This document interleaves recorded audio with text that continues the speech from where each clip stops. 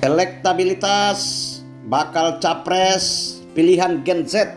Gen Z ini adalah warga negara Indonesia yang berumur antara 17 sampai 26 tahun dan rata-rata memilih Prabowo Subianto atau milenial memilih Prabowo Subianto untuk menjadi Presiden Republik Indonesia ke-8 di tahun 2024. Sangat cocok, dan milenial memberikan 32,7% buat Prabowo Subianto mengungguli Ganjar Pranowo dan Anies Baswedan.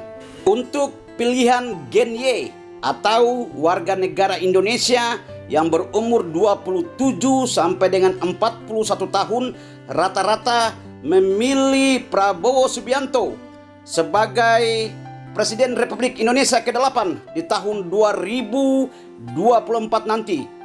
Yang kakek-kakek, yang nenek-nenek umur 60 sampai dengan 80 tahun kasih saja buat Ganjar Pranowo dan Anies Baswedan. Kasihan juga kalau tidak dapat suara ya. Jadi kasih saja nenek-nenek dan kakek-kakek buat mereka. Dan Prabowo Subianto juga unggul di semua latar belakang pemilih, baik itu yang tua maupun yang muda. Prabowo unggul semakin di depan. Dan 5 provinsi terbesar di Indonesia, 3 provinsi diantaranya dikuasai oleh Prabowo Subianto, yaitu Sumatera Utara, Banten, dan Jawa Barat.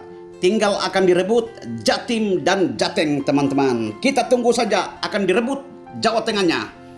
Lanjut, untuk elektabilitas pemimpin yang berwibawa yang disurvei oleh Populi Center, Prabowo menempati urutan pertama dengan 51%. Luar biasa ini.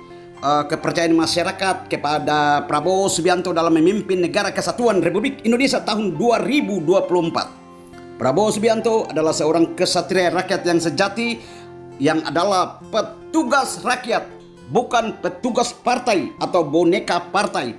Jadi jangan sekali-kali kita memilih yang namanya petugas partai.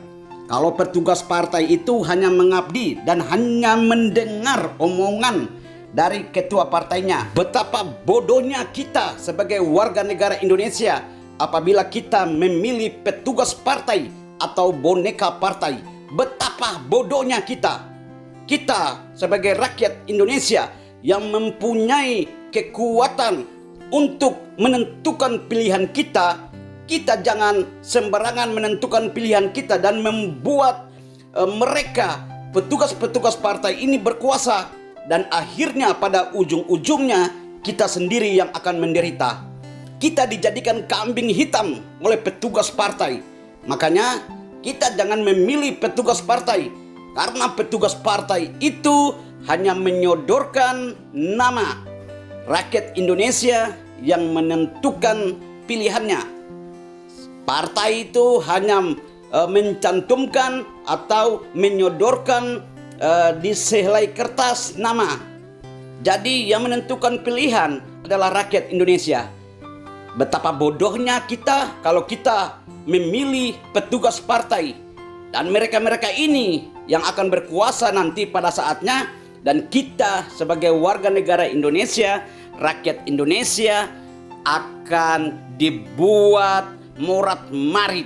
Kita akan terus menderita, tidak ada perubahan, tidak ada kesejahteraan bagi rakyat, tidak ada keadilan bagi rakyat Indonesia. Oleh sebab itu, marilah kita memilih seorang kesatria rakyat yang sejati, petugas rakyat Indonesia, seorang nasionalis, negarawan, seorang pemberani, yaitu Prabowo Subianto.